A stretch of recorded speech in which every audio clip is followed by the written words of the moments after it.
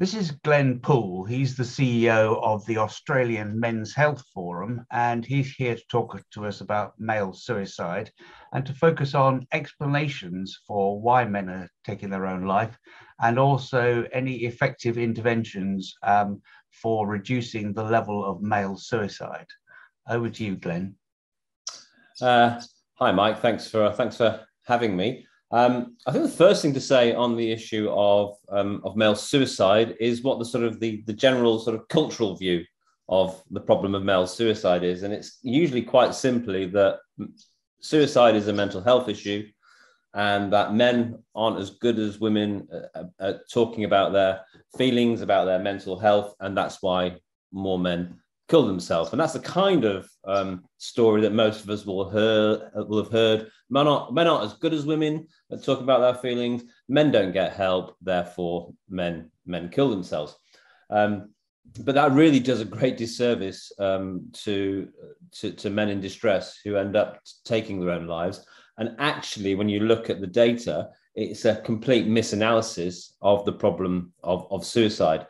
The fact is, there's some apart from the fact that men are 3 times more likely to kill themselves in countries like the UK and Australia, there are some real clear distinctions between male suicide and female suicide, which we need to understand before we actually seek solutions or start jumping to simplistic and popular conclusions that it's all about men not talking about their feelings.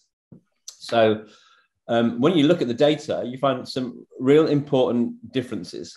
The first one is that generally, while the majority of women who die by suicide have a diagnosed mental health issue, the majority of men who suicide don't. So that's the first mistake we make. In fact, depending on which data you use, in up to as many as 98% of cases, there is at least one other serious social or psychological distressor that's going on in a man's life. And that will be things like relationship issues, money issues, legal issues, alcohol problems, trauma at any time in life, often unresolved trauma from childhood, but it could be current trauma. So a whole range of other issues that put men on the path to suicide other than mental health. It's important to actually know that the vast majority of people who have mental health issues like depression and anxiety don't attempt suicide and don't kill themselves.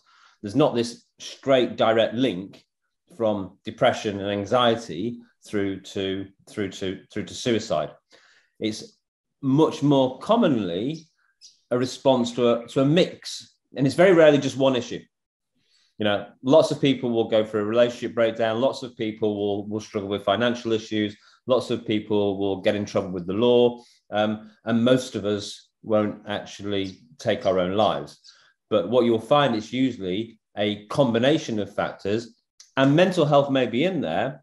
But if you ask the average bloke who's thinking of killing himself, whether he's suicidal or what the problem is, he won't say it's my mental health and I need to talk about my feelings about my mental health. He'll say, I'm distressed. I'm dealing with my ex-wife. I'm dealing with the police. I can't see my kids. I've got nowhere to sleep. I don't know what my rights are. All those kind of social issues. And so we instantly fail to diagnose suicide properly. And then all our policy responses are focused on mental health interventions, when for the average bloke who is thinking of killing himself often won't identify themselves as being suicidal or having a mental health issue. And then we blame those men for not reaching out and getting help with their mental health, when basically that's not the help they're looking for. And then when you want to get down, I'll give you one example. The one area, there's lots of areas, but one area I'll come back to time and time again because people understand it, but also I've done a lot of work in this area, is the impact of family separation on fathers. It's the key area of work that I did in the UK, and I'm still a board member here in Australia of a charity which specifically works on preventing suicide in separated fathers. And so I've spoken to hundreds of men over the years at that point of distress where they're reaching out for help. They are reaching out for help. They're picking up the phone. And not once in all that time has one of those men ever said, Glenn, I'm feeling suicidal. What I really need to do is come and talk to you or someone about my feelings and process it.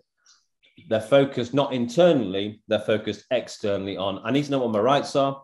I need to know what action I can take. I need to know how I can fix this problem. Now, when they show up at support services like Dads in Distress in Australia, and we have the research on this, we find that the research shows that 50% of the dads who show up at their first meeting are suicidal. They've had thoughts of suicide in the last week or so. The majority won't actually. That's from an exit survey. The vast majority won't actually disclose that in the group. They'll talk about other stuff.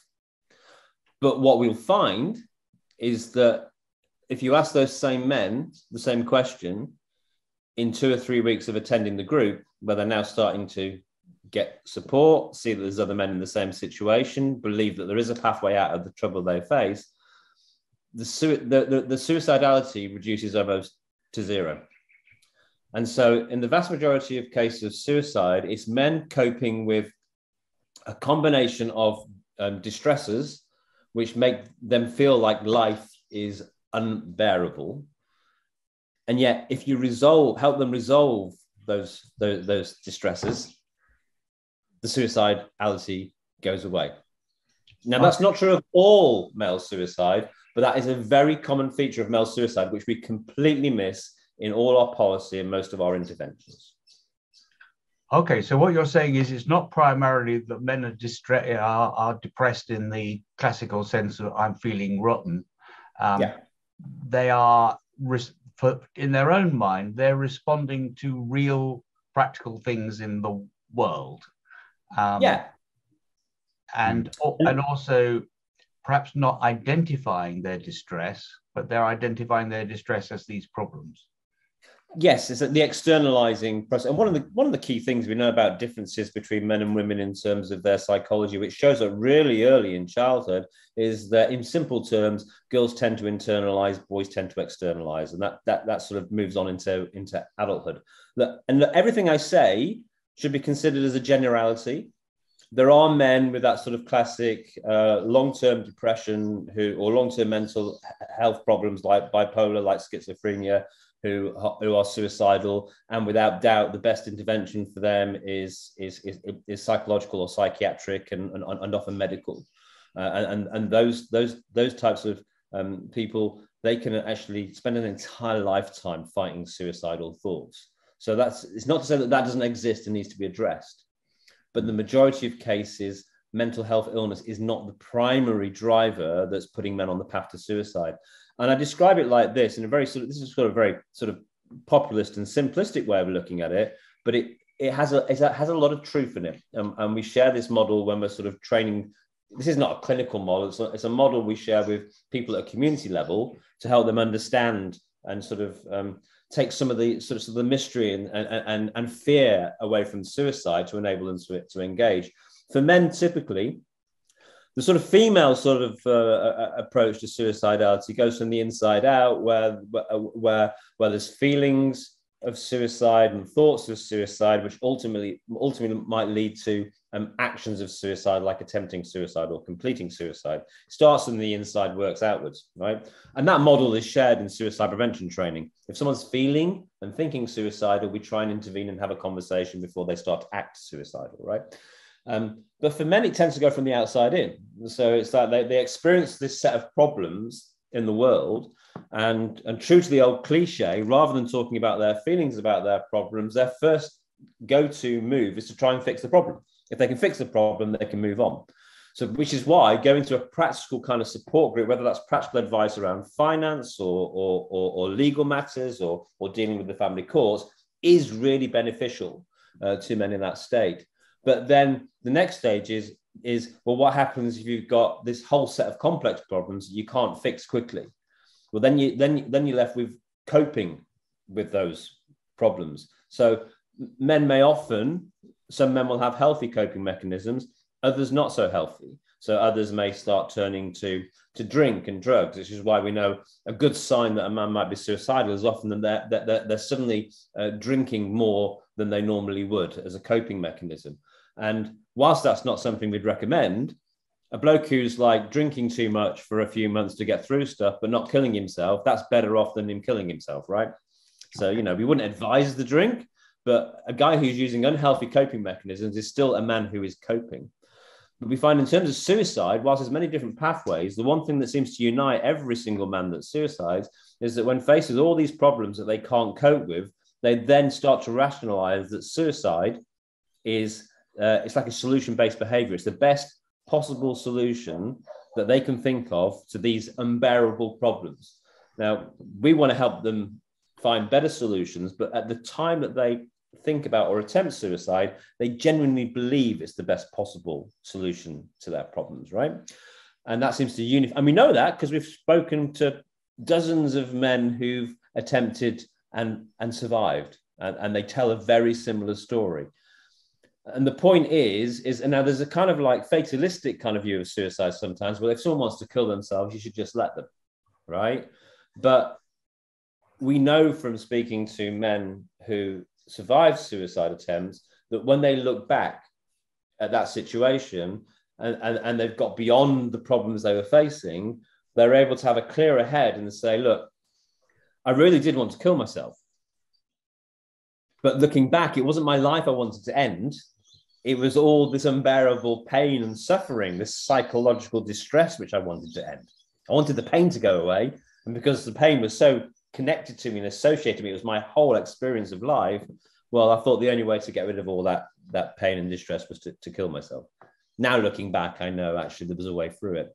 And so a lot of suicide prevention is about either getting guys before they end up in that point of crisis, or at that point of crisis, helping to keep them alive and safe so that they can get through the other side.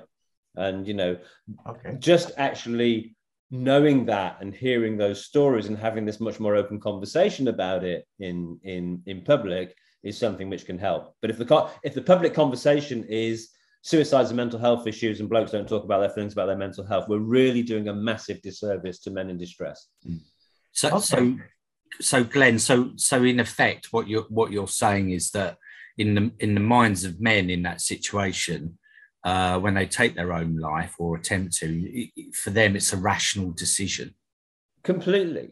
Yes, absolutely. And so then when we say things like, look, I know you're struggling, mate, but don't do anything stupid. They go, yeah, I won't do anything stupid. And then they go off and attempt suicide because in their mind, it's not stupid. Yeah. And, you know, I'm not making this up. I'm not sort of hypothesizing this. This is what we hear from the mouths of men who've been there. And not just one man, many men over and over again. And I must say, in some point in this conversation, for some people, this type of conversation may be distressing. And if people find this conversation distressing, really encourage that they do reach out to something like a Samaritan's or a Calm phone line or something like that and have a chat with someone, because, you know, not everyone can have this kind of conversation and be okay with it. It's difficult for some people. So just want to. So, and if given your analysis there, does this go some way to explain why different professions have different rates of suicide? There's different theories around that. On one level, it's social status. So the distress that can be felt in life by someone working in the trades, construction industry, stuff like that, is often far greater than, I mean, there is this perception from old, a white collar sort of way of dying. And that's often because it's that guy who's really successful, who everyone sort of knew and was a pillar of the community, who kills himself, that story gets told and reported. But the statistics just doesn't back that up. The statistics shows us the poorer you are, the more likely you are to kill yourself. And that's the same. It's the same for men and women. So some of the industry stuff is about actually they are just another marker for people in hard social circumstances. So people on short-term contracts in hard industries like construction and trade industries, with a lot of pressure on them to provide for their family, and often being the family's primary breadwinner, the pressure on them is immense, and maybe levels of bullying and that kind of stuff can also play a part in those kind of industries. But then there's another sort of set of industries where the industry you're in either desensitizes you. It's actually a really difficult thing to kill yourself. It goes against the most basic evolutionary instinct to survive, right? So there's a few theories around why people are able to do it. One is about desensitization. And so people like working around sort of like where the human body is often wounded and cut, and sort of like, you know, physical pain is normal. So like guys who've been in the army or doctors, frontline medics, those types of people are often desensitized to pain. So that those occupations often have higher rates.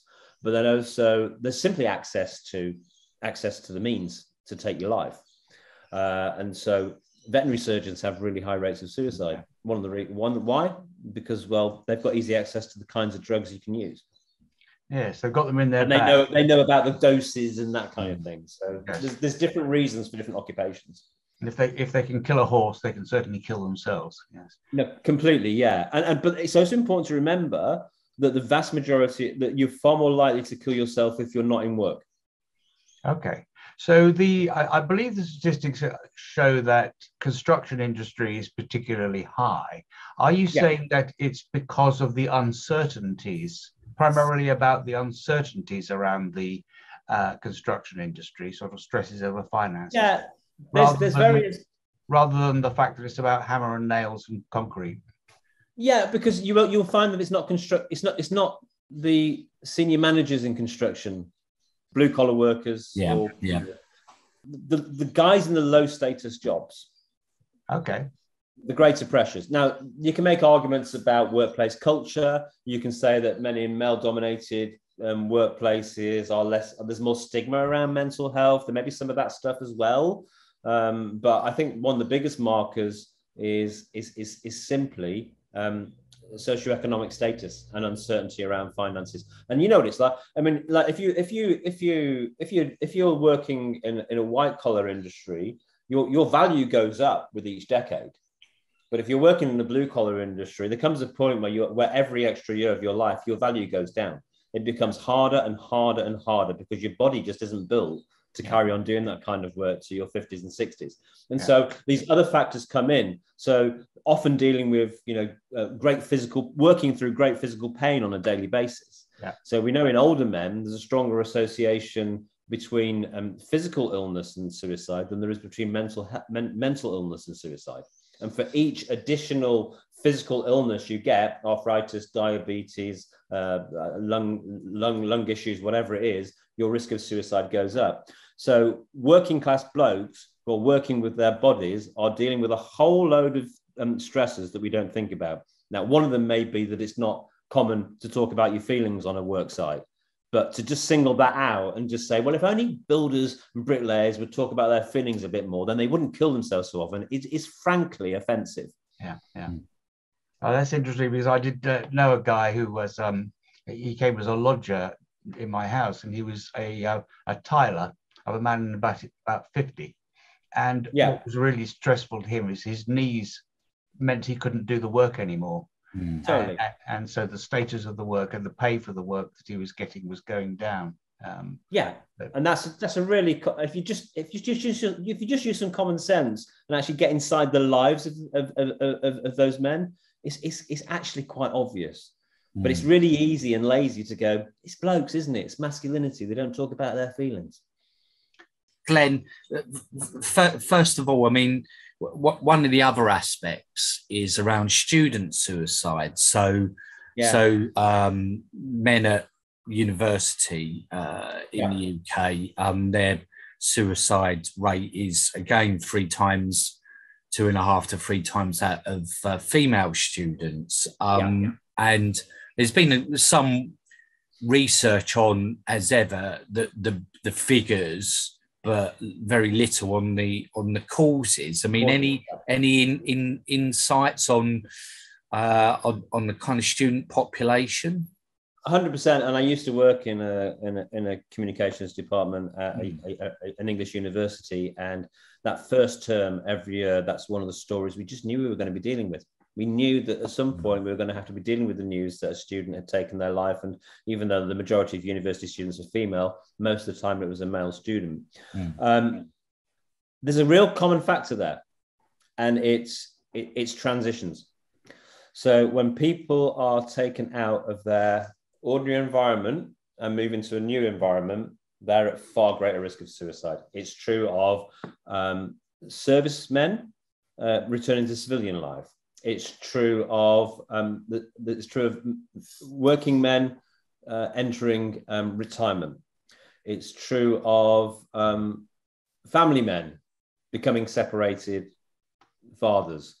Anytime that you transition from your normal environment to a new environment, there's an increased risk of suicide. It's true for prisoners. The highest risk of suicide is in the first few weeks of going into prison, like from remand prisoners particularly. After they've been there for a while, they learn how to cope. It's that same thing. They're faced with that unbearable problem of being in prison, which, if any of us has watched any kind of any kind of movies in the last few years, can sort of get a flavour of how that can be. But if they're able to transition and start to cope in that world of being in prison, they're far less likely to suicide. And then the next point of high risk is when they leave prison. So when they try and make the transition from prison back into civilian life, in that first 3 to 6 months, that's when they're at greater risk after a year or two. And the same with gay men coming out. At greatest risk when they're just about to come out, where they're just about to make that transition from keeping it secret to actually getting used to being out in the world. So it's a common thing. And if you think about from a young man that's had everything done for him, taken care of from his parents, had a certain set of friends, a familiar environment, to go into this new world, it can and with this new pressure, it can be incredibly overwhelming. And we know it's a risk. So why aren't we just putting better support services in place? So we can part of effective suicide prevention policy is knowing where these kind of these moments of risk are heightened across a population and putting better support around people. Okay, so why do the girls cope better with this transition to university? Well, who knows if they cope better, but they maybe cope or struggle differently. Okay. No one says when more girls have eating disorders, when more girls have anorexia than boys, no one says why do boys cope better? They cope differently. Okay. They cope differently, and drink and suicide are more common, and drug abuse are more common in men. But depression and anxiety and eating disorders are more common in girls, and self-harm as we kind of know it. I mean, there's different types. You could say that drinking too much and going out and having accidents and fights is a form of self-harm. But self-harm in terms of actually cutting yourself is thought to be more common in girls. They're certainly more likely to turn up in hospital. So they cope differently. There's this narrative in society that men are okay and women need help. And that's really strong in certain places like universities.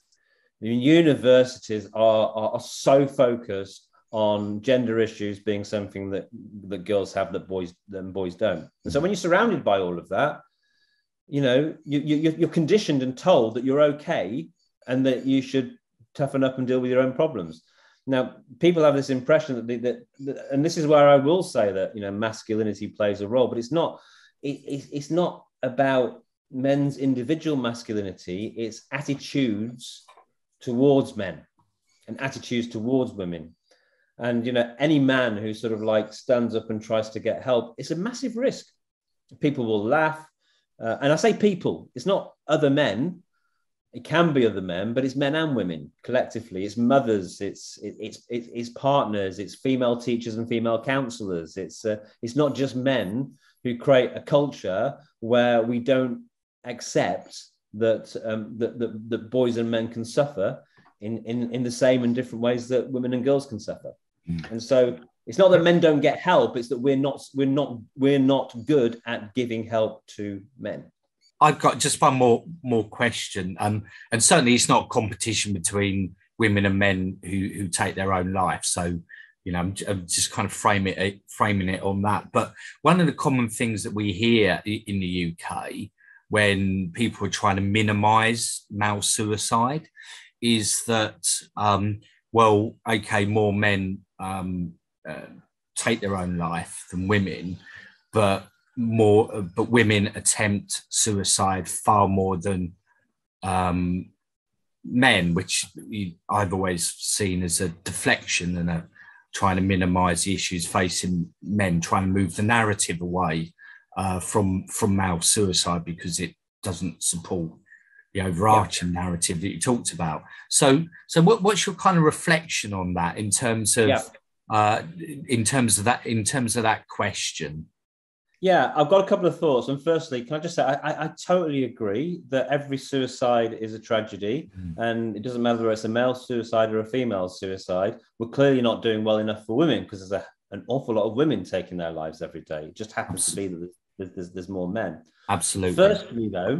Firstly, though, isn't it interesting that when more men suicide than women, we say it's men's fault, it's because they don't talk about, it's because they don't talk. It's because women are better at talking. Men aren't as good at talking as women. So that's why men.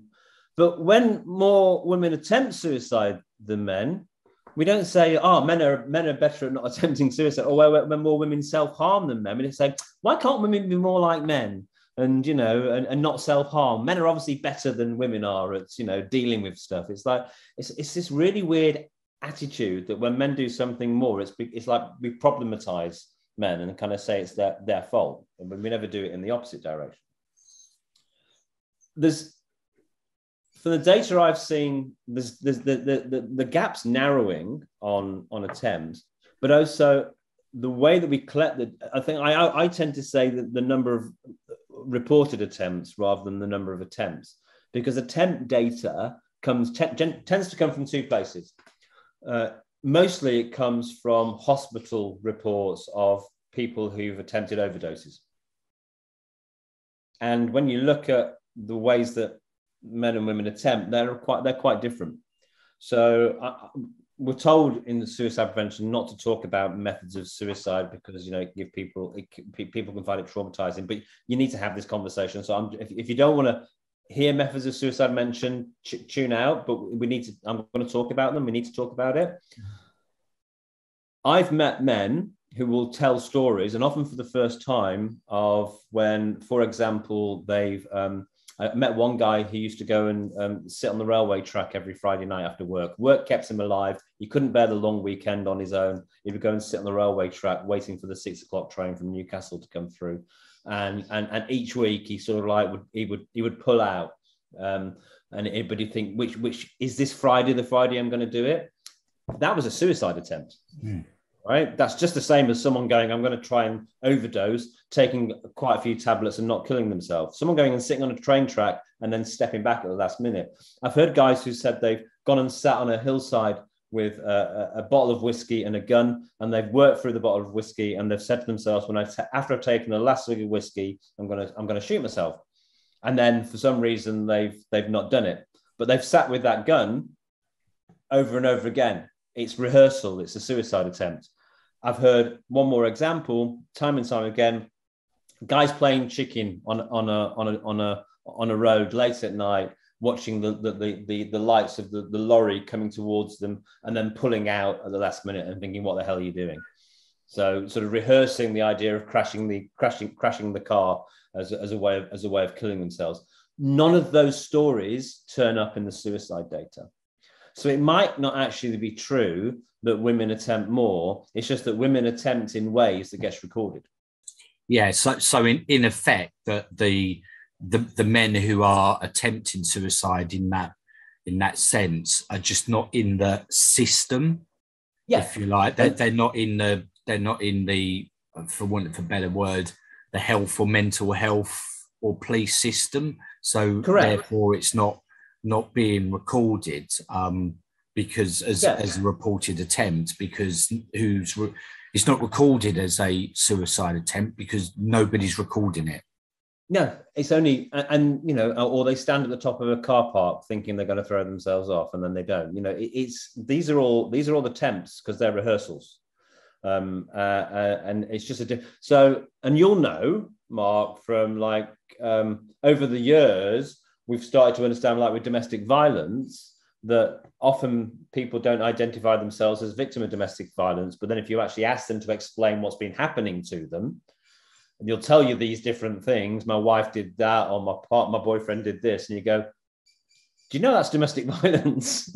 And but they go, "Oh, right." So they haven't identified themselves as a victim of domestic violence. Similarly, a lot of men do not identify themselves as being suicidal. If you ask one of those men I've been talking about, "Have you ever attempted suicide?" they'd say no.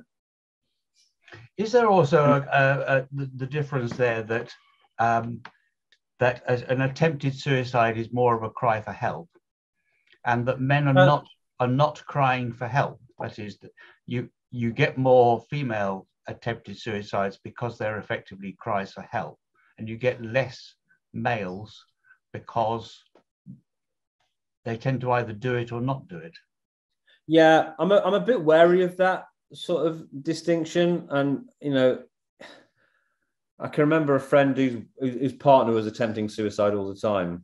A female partner was attempting suicide all the time, and he said it wasn't. And finally, she completed suicide tragically, and he was left, you know, grieving and bringing up the 3 daughters, and he was told by medics, "Oh, it's just a cry for help," and he was like, "It's not. She's serious," and eventually she did. She didn't get the help she needed because the system wasn't recognizing her as needing help. So there may be something in what you're saying, but we have to be really careful about assuming that. We have to take every attempt as we have to take every attempt. If it is a cry for help, then we need to respond, right?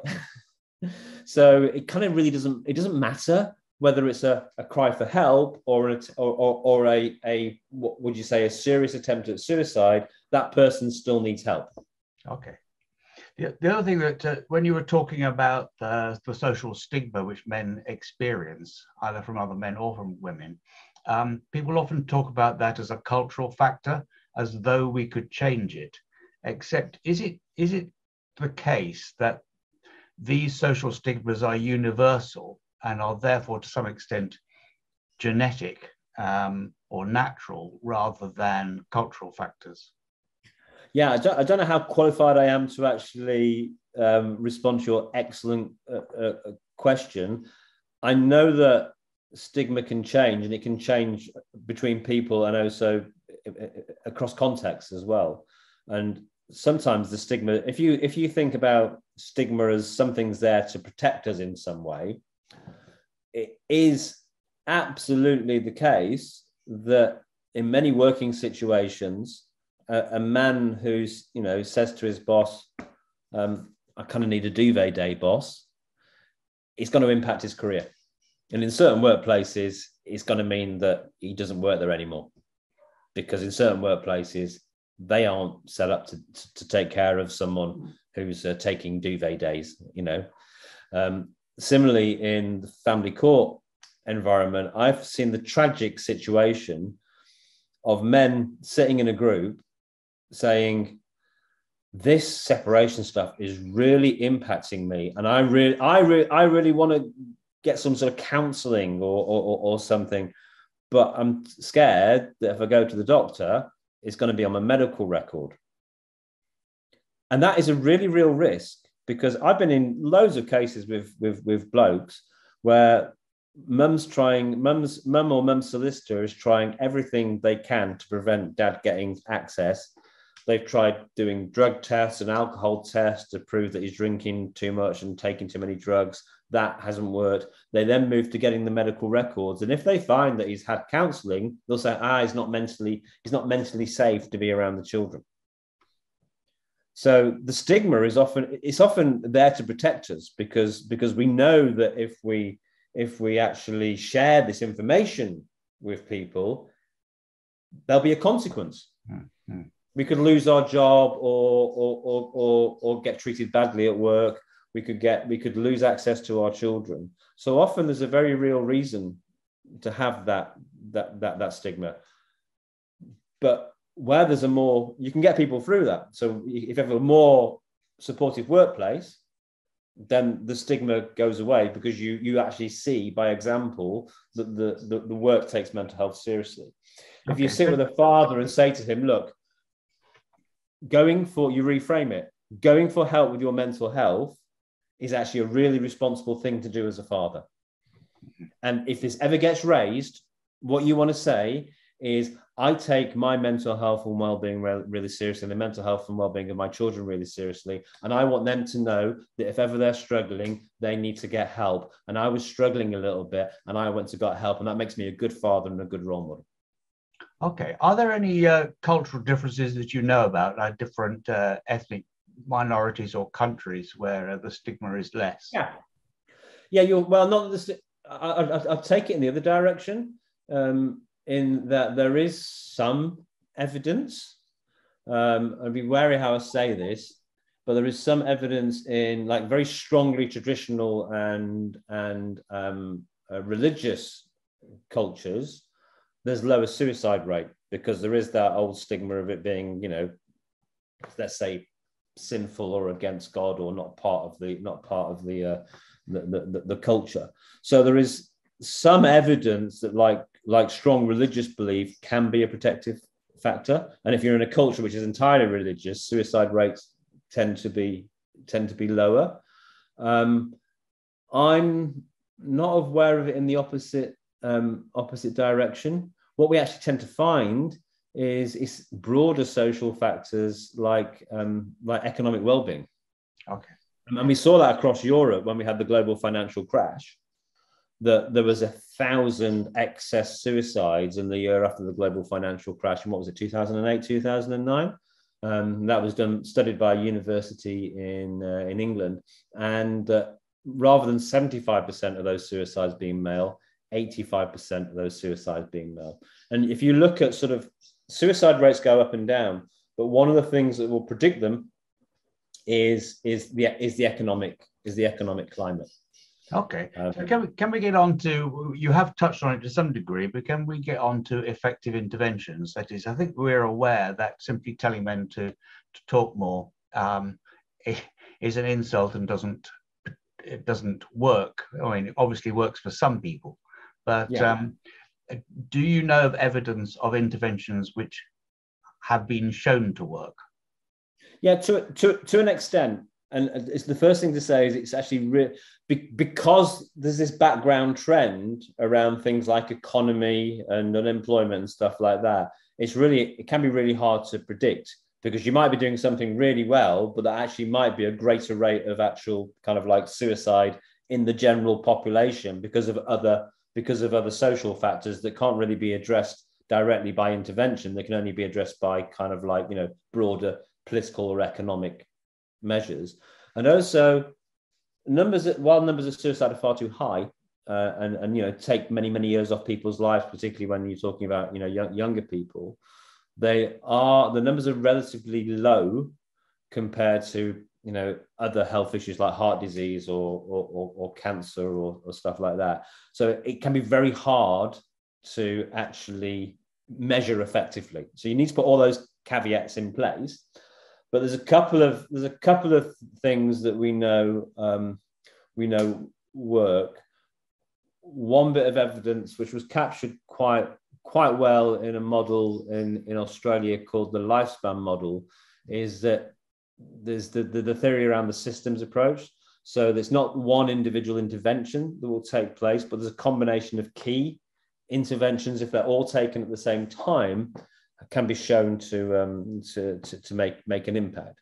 So it's that combination of public awareness, of training of people at a community level, of training GPs, of removing the means from hotspots. So amazingly, something as simple as, there's a couple of examples that would really surprise you if you don't know them, but people used to suicide using gas ovens. But when the gas in ovens ceased to be poisonous, the number of suicides went down. We took away a means. When they put tablets into blister packs, so it was harder to get them out rather than just opening a bottle, the number of suicides went down. When you put a helpline number at hotspots on places like train tracks and bridges, you can reduce the number of suicides. So there's interventions like that, but you need this mix of interventions. One of the ones that's been really great, but going back to construction, is a program that started over in Australia called Mates in Construction. And they have been doing it long enough and wide enough in one state here to be able to compare changes over time compared to different states. So they've been able to compare rates in the construction industry in different states over a period of time. And what Mates in Construction does is it doesn't focus on the men at risk of suicide, it focuses on everyone else. And so basically, when you go onto a building site, you've got to be shown all the health and safety rules. Well, they do a 10-minute kind of suicide awareness training as well. So you've got the how to climb up a ladder, how to use a tool, a power tool, and how to spot a mate at risk of suicide. Every man who goes and works on the site gets that for 10 minutes. And it's all about not looking after yourself, it's about looking out for your mates. Just in the way that it's your responsibility. If you see something that's going to put someone at physical risk on this building site, you need to put your hand up, because if it's not you, it's going to get someone else. If you know of a bloke who's showing the signs and struggling, then this is what you need to do. And then but it's not just that. They back it up with other levels of training. They give a certain percentage of those men the opportunity to get free half-day training on how to have a conversation with a mate about suicide. They have field workers working across different sites whose job, they're guys from a tradie background. They wear hard hats and high-vis jackets like the rest of the blokes, but they've just got a little sticker on the hat which says I'm a connector or something. And they actually do sort of like casework. And when you talk to them, it's really interesting, because they do actually come out of more of that mental health paradigm of suicide. But when you actually talk to the blokes who do the field work, so the key things we're dealing with are relationship issues, financial issues, work insecurity, drink, all the rest of it. So they know they've got it. And then they also have like a 24/7 helpline to back it up. So they've created a system around one particular industry where you're really likely to be surrounded by a bloke who knows how to give you help. And it's actually using masculinity. And one of the strengths of masculinity is looking out for your mates, the bro code, mates, taking care of your mates. And we hear all this stuff about the negatives of masculinity, but actually if we harness some of the strengths of masculinity, taking action, solution focused, looking out for your pals, then actually we can utilize and use those sort of like masculine archetypes to help prevent problems. So yeah, that's a really nice example. And then in Australia right now, and there's a really interesting case from Australia if you want to get quite socialist about it. Is that during, I think it's the same in the UK, but during COVID, whilst many of us predicted that there was a risk of suicide going up, with all the kind of social support and the billions of dollars that was spent, the billions of dollars of free money that was given to support people, we've seen a very slight reduction in suicide during COVID lockdown. We don't exactly know why it is, but part of it could be simply because we've put greater sort of like social support, so there's been less economic distress across the population. But just a final point, sorry, I know I'm talking a lot, but we have just begun to do something in Australia which we can't measure yet, but I think it's potentially very groundbreaking, which is we've got an acceptance at government level that suicide is not just a mental health issue, and suicide is not just an issue that should be addressed from the health department.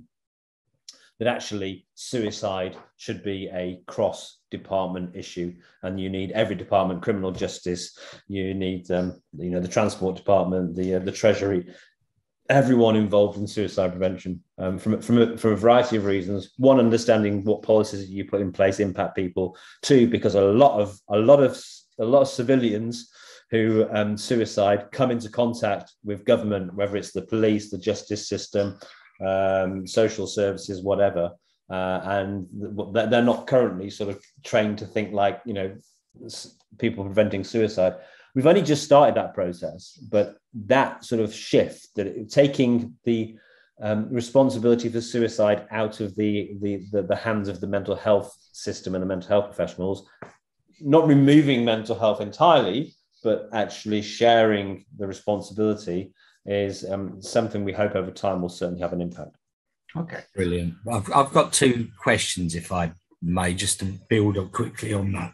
I mean, firstly, obviously, and in many ways taking a lead from Australia, but we've seen a big growth in organisations like the UK Men's Sheds, Andy Mann's Club, a new group that's taking root called Walking and Talking, which is spreading all across the UK, which are obviously all very gender-informed male support organisations. I mean,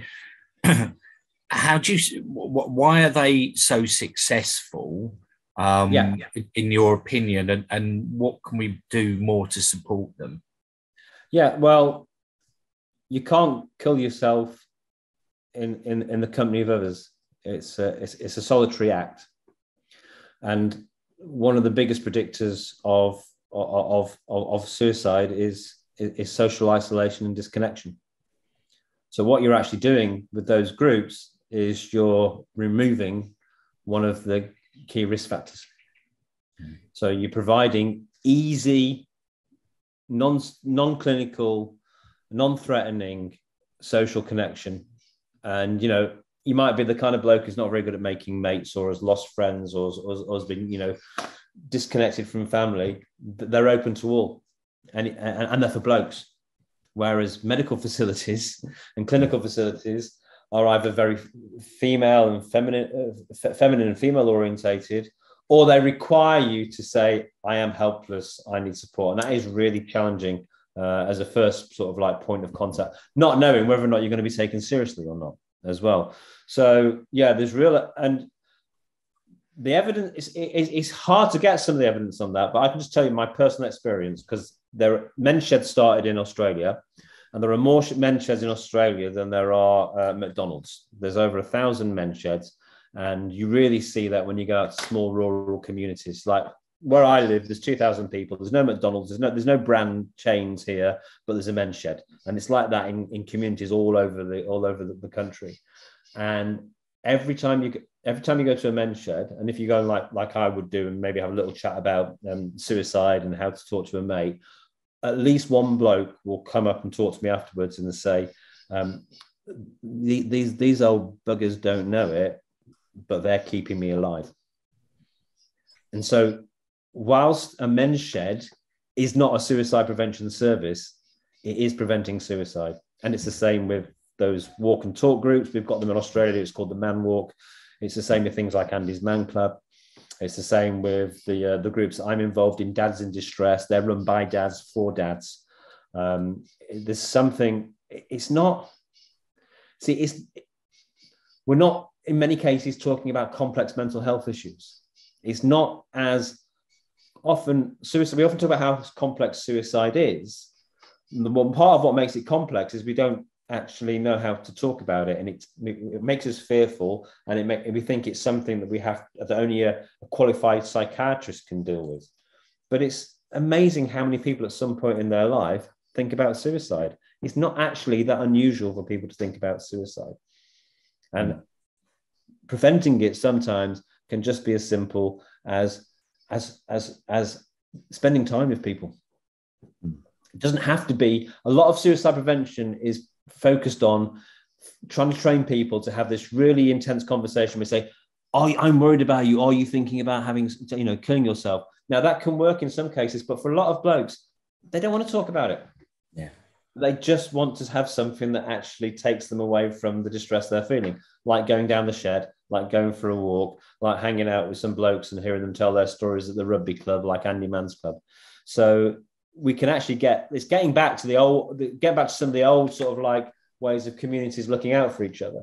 Yeah. And, one of the things that's happened is we've become more and more fragmented behind screens, living in smaller families. And the data will show you that, people who live on their own, male and female, people who live on their own are much more likely to kill themselves than people who live in couples or families or even shared accommodation. So, if we can break isolation by making it really easy for men who often aren't great at building social networks outside of things like, work or sports clubs, if we find more ways for men to get that social connection, and it's fairly cheap, doesn't cost you like £100 an hour to go and sit one-to-one with a shrink. You can just turn up for free, or it's a couple of pounds, or, it's the cost of a bus fare or a cup of tea or whatever. Those things are really valuable. And for a little bit of funding, you can actually you can get a lot more of those kind of grassroots support organizations run by men for men out into the world. I think that they're not the entire solution, but I think they're a fantastic contribution to men's issues and resolving men's issues. Because one of the things we know about the mental health profession is it's mostly female. And that's not to say that women can't take good care of men, but if you look at number of psychology students, the number of mental health nurses, the number of mental health peer workers, it's about between 60 and 80% female. Yeah. So the chances are you're not going to get one-to-one with the bloke who might be more likely to understand what it's like to be a bloke going through trouble. That's why the Mates in Construction project really works, is because you're helping blokes to help blokes. Just give them you're just giving them a little bit of skill and knowledge to do it. And that's not to say that and it's the same if you phone like a suicide helpline. You're most likely to get a woman. Yeah. And our friend Martin Seeger in the UK did an amazing piece of work where he was looking at the amount of time that female callers and male callers stayed on the line. Female callers were staying on average like 20 minutes or something, and male callers were staying on for a minute. And the chances of having a meaningful conversation. And they'd really just looked at what were they saying when they picked up the phone? What were the telephonists saying when they picked up the phone? And they were often saying, well, how are you feeling? And there's this bloke who's in distress and he's never talked about his feelings in his life. And it's like, I don't, and Martin would say, it's not a great question to ask a bloke in distress, but it's not even a good question to ask anyone in distress, because they're so overwhelmed with emotions and feelings. They don't know what they're feeling. But if you just say to the bloke, why have you called? Or tell me what's going on. It's just changing the language. They would stay in the line for longer, for 5 minutes, for 10 minutes, for 15 minutes. And they found that simply by changing the questions they asked. So what we're doing there is we're training people in ways to talk with men. And a lot of the promising work that's also emerging. So colleagues at Movember in Australia doing some really interesting work where they've identified that we keep saying men don't get help, but the number of men accessing mental health services is going up and up and up and up. But suicide isn't going down and down and down and down. So they've actually started speaking to men who've accessed services and practitioners, and they're realizing that men turn up and find that the service they're getting isn't what they want. So they'll go and then they'll leave after a session.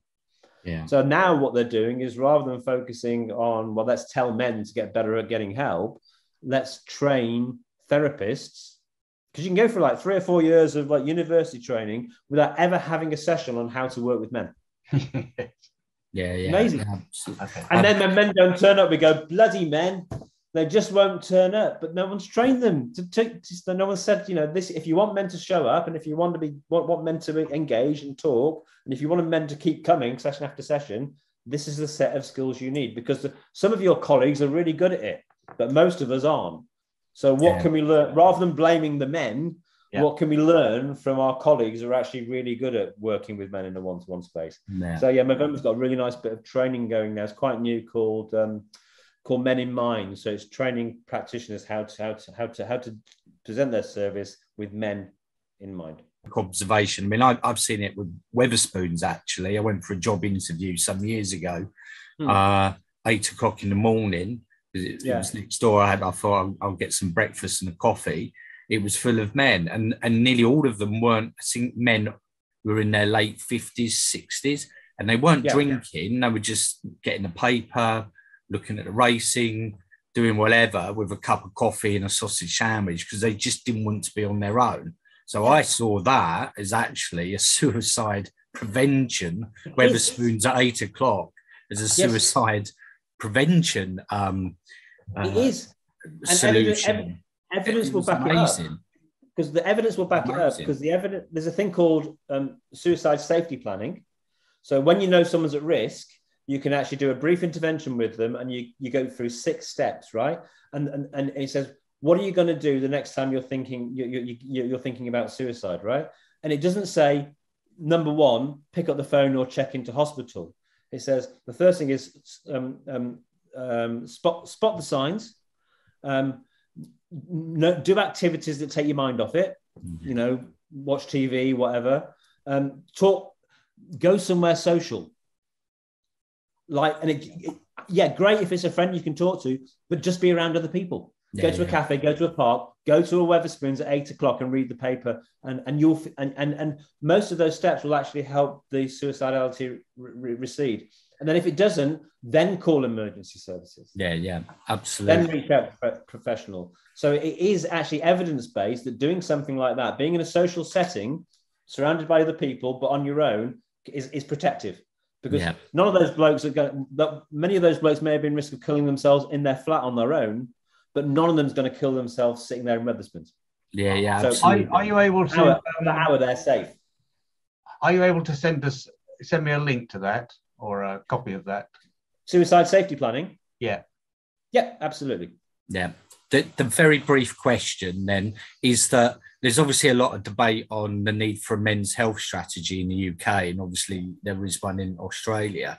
How would the UK men's health strategy support reducing suicide for men in the UK? Yeah, I suppose it's how wide the brief is. I mean, one of the key things is simply to put in as a principle that services need to take action to be more male friendly. Yeah. Because there's all these services out there. Many of them are, funded by the health system, including mental health. And if there's just a principle there that those services have got to take action to become more male friendly, it could be linked to the gender equality legislation. I don't know the best mechanisms in the UK anymore, but that in itself would be helpful. But ultimately, I mean, one of the challenges we've seen over here with the men's health strategy is that you've got the men's health strategy, but often the action is in other places. Yeah. So male suicide is mentioned in the men's health strategy in Australia, but all the action is in the National Suicide Prevention Plan. And the National Suicide Prevention, whilst the men's health strategy mentions suicide, the National Suicide Plan doesn't mention men. So then you've got exactly. So it's like you've got to know if you're looking at individual issues, you've got to know where the action is. So we spent a lot of time in the last couple of years advocating to get men. We've actually been calling for a specific male suicide prevention action plan that actually says these are the actions we're going to take for men. We haven't been successful with that, but bit by bit, we're getting more organisations to actually call on government to specifically target funding at men. And we're starting to see, we are starting bit by bit to see more funding targeted at services that support men. Strategies are great, but ultimately the funding has to follow. Yeah. And either you've got to say, Samaritans only 40% of, I don't know who funds Samaritans now, but any service that's funded by government that's doing suicide prevention, if most of your clients are female, then we need you to take action to start increasing the number of men. And separate from that, we're going to actually allocate ring fence some funding to support projects that are specifically designed to support men. Whether that's the grassroots stuff like the sheds and the man club and the man walks, or whether that's more kind of like clinical services, whatever, but just actually or whether that's services targeted more at men who are separating or men who are unemployed or whatever. It doesn't matter. It just like actually target funding at men, because it's going to get there quicker than putting the funding through a service which is known to mostly reach women. Brilliant. Thank you very much. I think this is fantastic. I think that if you don't mind, Glenn, once we process this, we might get in touch again for just some clarification. But Sure. That's really, really helpful. No, I'm very welcome. Look, I'm absolutely passionate about this particular area of men's health. I've spent so long focused on it that I could talk about it for where there's ears. I will talk about it. Yeah, the great thing is that you've been able to just give us endless examples, real examples, rather than talking in the abstract about it. And certainly what I'm taking away is that to target male suicide, you have to have male-only spaces to some degree, and training of professionals and people in the workplace to recognize the signs. And also that for a man, the problems are largely practical rather than emotional. That is, the emotion follows the practical problem. And I want to be really clear, like all those examples I've given of when you talk to men and they present with the actual external problems, it's not that they haven't got emotions going on, and it's not that they won't talk about what's going on emotionally, but it's not their primary, it's like doing triage, right? You go for what the man is concerned about most, first of all. And when you've built the trust and when he knows that you're helping him to deal with the problems he's presenting with, then the emotional conversation can come out, and there can be tears and there can be all of that. It's not that men don't do those things. It's just most often not the first point of interaction. And just like the guys at on the phone service, if you actually say first off, "Oh, tell us about your feelings," or "Oh, you men, you're not very good at talking about your feelings. Go on, open up, get your feelings out," you've lost them. I don't know whether you've made it difficult for them to engage with you. I don't know whether you know the answer to this, but I hear a lot people say that the family court is a major source of male suicide. Are there any statistics about men losing their access to their children via the family court related to suicide figures? Yeah. And I'm first off going to annoy our brothers in the sort of world of activism for dads and say it's exaggerated by activists, but that doesn't mean to say it's real. Activists for dads make it all about the family courts, and they completely diminish all the other factors that men experience, and they do men in general a great disservice by doing that, because it's not all about the family courts. However, it is absolutely clear that separation full stop is a major risk factor for men, whether you're in the family courts or not. And then the involvement of any form of legal struggle, particularly involving access to children, massively increases risk of suicide. But there's so many different statistics, but as a rough marker, all the stats I've found from across the UK and Australia, you generally come back to about 1 in 4 male suicides being linked to separation, generally. Right? Okay. So it's not the only factor, but it is a factor. But the way to fix that's not therefore to say that the only way you can fix that is by radically changing the law of the family court, because you can help. That's going to take a long time. And I know I've been involved in that area of kind of reform.